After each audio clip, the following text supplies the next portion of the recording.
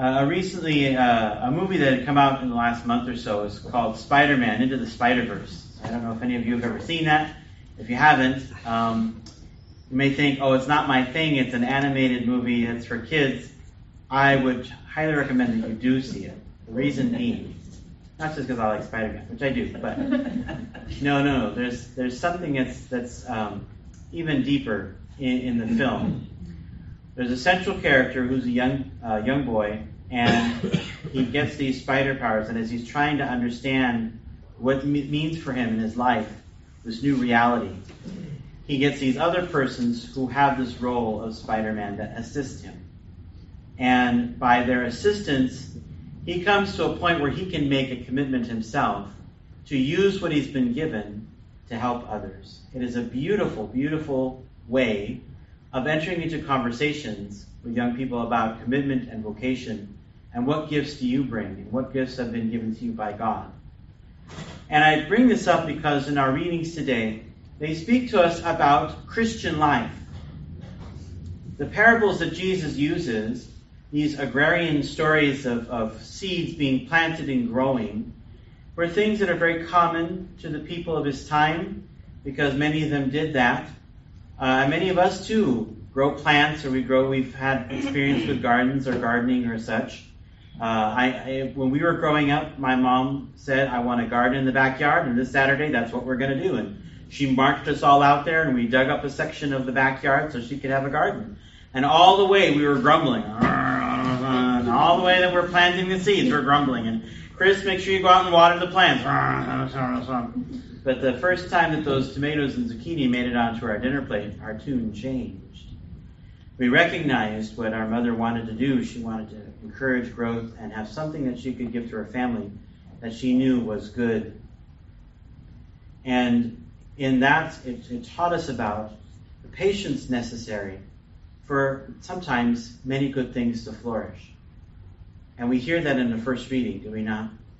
Endurance is necessary.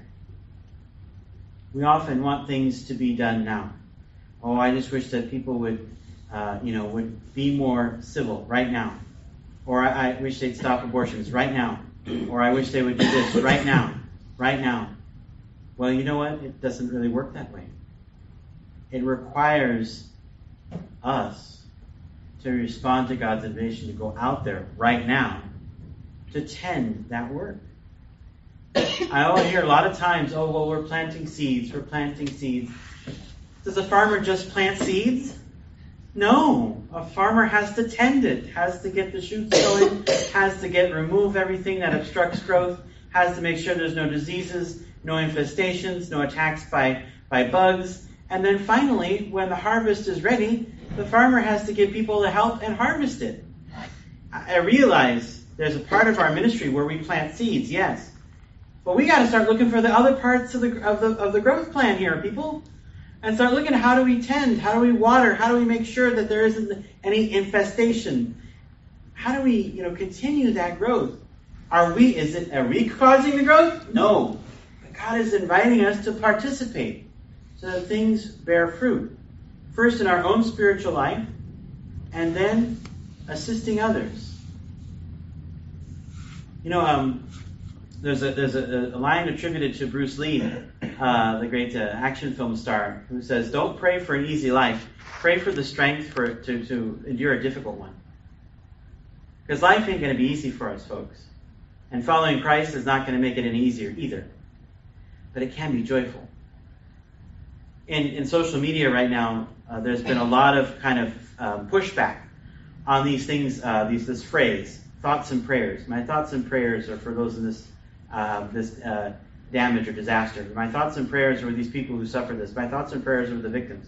And people are pushing back on it. It's like, keep your thoughts and prayers, give us help. Right? And there's a more than just a kernel of truth in that, right? It's true. And Pope Francis responded to something like that very beautifully. He said, this is how prayer works. He says, first you pray for the poor, then you help them. The fruits of prayer is charitable action. The fruit of prayer is this interaction to bring about what is good. Jesus went up and he spent nights in prayer, And then he went and did things for people. Not all of our work is going to be doing stuff. We need to pray because we need to be filled with the Spirit and be directed to what God is asking each one of us in our own giftedness to do. And not all of our work is going to be prayer. We can't say, well, I'm praying for you, and think that that's the end. We have to stop that. In our prayer, we have to say, God, what do you want me to do in this situation? And then when God tells us, let's do it.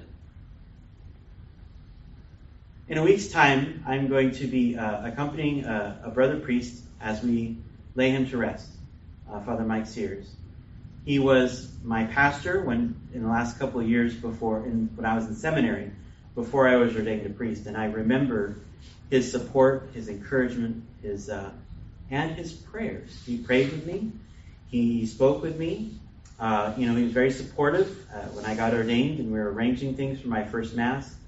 And it was a joy to have him be present for that, and to have that brotherhood and that friendship. I realized the impact he had on my life. And as he died, one of the ministries he was doing was prison ministry. And I can only imagine the kind of prayerfulness, thoughtfulness, and care he was bringing to those in prison and helping them to experience the Holy Spirit. Yeah, he had his own problems and struggles, as we all do. But I remember the impact and what that meant for me, and how I've been able in that experience to say, my priesthood has to make sure that I do something like this, to be prayerful with people, to be very, very compassionate, but also to encourage them to goodness.